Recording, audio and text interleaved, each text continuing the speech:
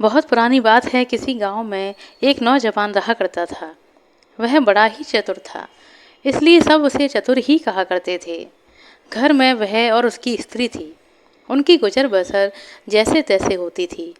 एक दिन चतुर ने सोचा कि गांव में रहकर तो उनकी हालत सुधरने से रही, तब क्यों ना वह कुछ दिनों के लिए शहर चला जाए और वहां से थोड़ा कमा कर लाए। स्त्री से सलाह की तो उसने भी जाने की अनुमति दे दी। वह शहर पहुंच गया। मेहनती तो वह था ही, सूझबूझ भी उसमें बहुत थी। कुछ ही दिनों में उसने कुछ रुपए कमा लिए। इसके बाद वह गांव के लिए रवाना हो गया। रास्ते में घना जंगल पड़ता था और जंगल में डाकू रहा करते थे। चतुर ने मन ही मन कहा कि वह रुपए ले जाएगा तो डाकू छीन लेंगे। उसने उपाय सोचा। एक लट्ठ खरीदी और कुछ रुपए उसके नीचे बांध कर चल दिया। देखते देखते डाकुओं ने उसे घेरा और बोले, बड़ी कमाई करके लाया है तू, ला निकाल रुपए। चतुर ने कहा कि रुपए मेरे पास कहाँ हैं, जो थे उससे मैंने यह लठ खरीदी है, लेकिन यह लठ बहुत करामाती है, मुझे रोज रुपए देती है।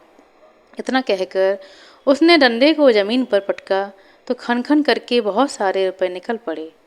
डाकुओं का सरदार बोला, सुन भाई, यह लठ तूने कितने में खरीदी? चतुर ने कहा, क्यों, इससे तुम्हें क्या मतलब है? डाकुओं का सरदार बोला, हमें रुपए नहीं चाहिए तुझसे, बस यह लठ हमें दे दे। चतुर ने बड़ी गंभीरता से कहा, नहीं, मैं ऐसा नहीं कर सकता। यह तो मुझे रोज आमदनी करवाती है, मैं रोज की आमदनी मेरी बंद हो जाएगी। सरदार बोला, ये ले लठ के 100 रुपए। चतुर ने और आग्रह करना उचित नहीं समझा। रुपए लेकर लठ उन्हें दे दी और अपने गांव के लिए चल पड़ा। घर आकर सारा किस्सा अपनी पत्नी को सुना दिया। उसने कहा, हो ना हो 2-4 दिन में यहाँ डाकू अवश्य आएंगे, हमें तैयार रहना पड़ेगा। अगले दिन वह खरगोश के एक दो एक से बच्चे लेकर आया। एक उसने स्त्री को दिया और बोला, मैं रात को बाहर की कोठरी में बैठ जाया करूँगा। जैसे ही डाकू आए, इस खरगोश के बच्चे को यह कहकर छोड़ देना कि जा चतुर को बुलाकर लेकर आ, आगे मैं संभाल लूँगा। डाकुओं का सरदार लठ लेकर अपने घर गया और रात को आंगन में लठ को लेकर जमीन पर मारा और बोला, ला रुपए। रुपए कहाँ से आते? उसने कस कस के कई बार डंडे को पटका, लेकिन रुपए नहीं निकले। सरदार समझ गया कि चतुर ने बदमाशी की है, पर उसने अपने साथियों से कुछ भी नहीं कहा। लठ दूसरे के यहाँ गया, तीसरे के यहाँ गया, उसकी खूब मरम्मत हुई, लेकिन रुपए कहाँ से निकलते? चतुर ने उन्हें मूर्ख बना दिया, लेकिन इस बात को अपने साथी से कहे तो कैसे कहें? उसकी जग हंसाई हो जाएगी। आखिर 5वें डाकू के यहाँ जाकर लठ टूट गया, तब भेद खुला। फिर सारे डाकू मिलकर एक रात को चतुर के घर पहुँच गए। दरवाज़ा खटखटाया। चतुर की घरवाली ने दरवाज़ा खोला। सरदार ने पूछा, कहाँ है तेरा पति? स्त्री ने कहा, वह खेत पर गए हैं, आप लोग बैठें, मैं अभी बुलाकर लाती हूँ। इतना कहकर उसने खरगोश के बच्चे को हाथ में लेकर दरवाजे के बाहर छोड़ दिया और बोली, जा रे, चतुर को फौरन बुलाकर ला। क्षण भर बाद ही डाकुओं ने देखा कि चतुर खरगोश के बच्चे को हाथ में लिए चला आ रहा है। आते ही बोला, आप लोगों ने मुझे बुलाया है? उसके पहुंचते ही मैं चला आया। वहाँ रे खरगोश, डाकू गुस्से में भरकर आए थे, लेकिन खरगोश को देखते ही उनका गुस्सा उड़न छू हो गया। सरदार ने अचरज में भरकर पूछा, यह तुम्हारे पास पहुंचा कैसे? चतुर बोला, यही तो इसकी तारीफ है, मैं 7वें आसमान पर रहूं तो भी वहां से यह मुझे बुलाकर ला सकता है। सरदार ने कहा, चतुर, यह खरगोश हमें दे दे, हम लोग इधर उधर घूमते रहते हैं और हमारी घरवाली परेशान रहती है। वह इसे भेजकर हमें बुलवा लिया करेगी। दूसरा डाकू बोला, तूने हमारे साथ बहुत बड़ा धोखा किया है। रुपए ले आया और ऐसी लठ दे आया जिसने एक भी पैसा नहीं निकाला और टूट भी गई। खैर, जो हुआ सो हुआ, अब यह खरगोश हमें दे दे। चतुर ने बहुत मना किया तो सरदार ने 100 रुपये निकाले और बोला, यह ले और ला दे खरगोश। चतुर ने रुपए ले लिए और खरगोश दे दिया। डाकू चले आए। चतुर ने आगे के लिए फिर एक चाल सोची। उधर डाकुओं के सरदार ने खरगोश को ले जाकर अपनी स्त्री को दे दिया और उससे कह दिया कि जब खाना तैयार हो जाए तो इसे भेज देना। और वह बाहर चला गया। दोस्तों के बीच में जाकर बैठा रहा। राह देखते देखते आधी रात हो गई, लेकिन खरगोश नहीं आया। तो वह झल्ला कर घर पहुंचा और स्त्री पर उबल पड़ा। स्त्री ने कहा, तुम नाराज क्यों होते हो? मैंने तो घंटों पहले ही खरगोश को भेज दिया था। सरदार समझ गया कि एक बार फिर चतुर ने शैतानी की है। वे लोग तीसरे रोज रात को फिर चतुर के घर पहुंच गए।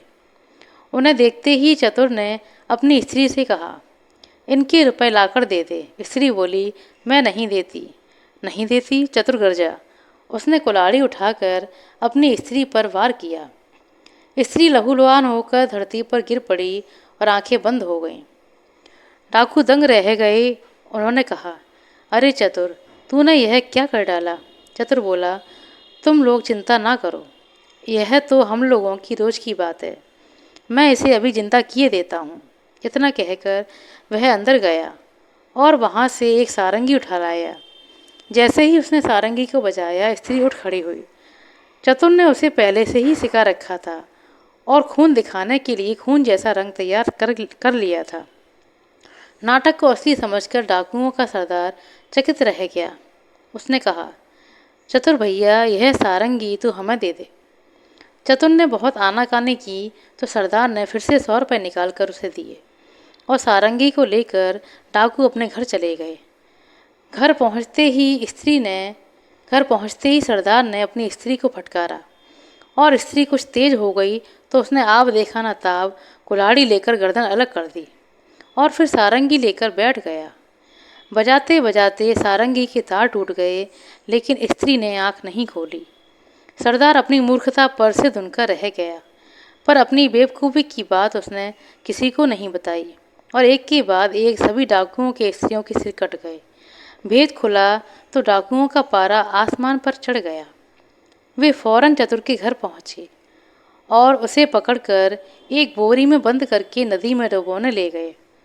रात भर चलकर सवेरे वे एक मंदिर में पहुंचे। थोड़ी दूर पर ही नदी थी।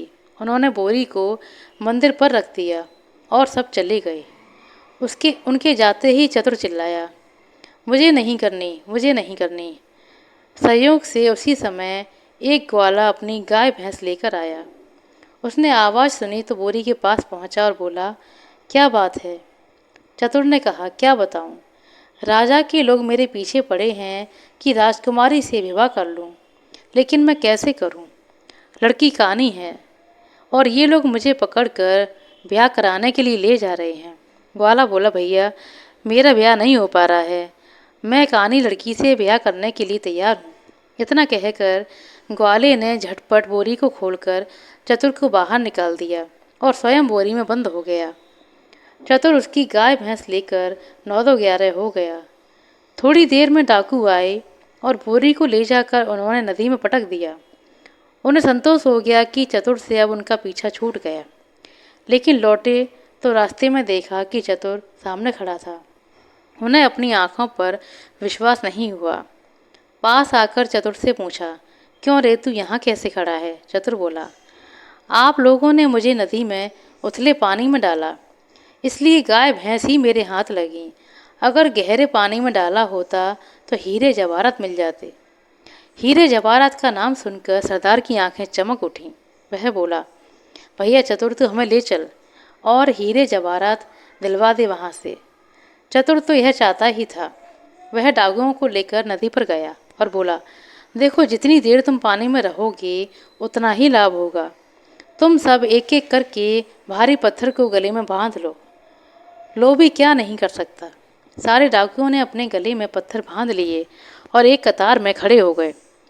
चतुर ने एक एक को धक्का देकर नदी में गिरा दिया और सारे डाकुओं से हमेशा के लिए छुटकारा पाकर चतुर गाय भैंस लेकर खुशी खुशी अपने घर पर लौट आया और अपनी स्त्री के साथ आनंदपूर्वक रहने लगा। आशा करते हैं दोस्तों आपको हमारे द्वारा सुनाई गई छोटी सी कहानी अच्छी लगी होगी। कहानी पसंद आई हो तो कृपया लाइक कर दें, शेयर कर दें। चैनल पर नए हैं तो सब्सक्राइब कर लें। अपना कीमती समय देने के लिए बहुत बहुत धन्यवाद। मिलते हैं अगले वीडियो में, तब तक के लिए नमस्कार।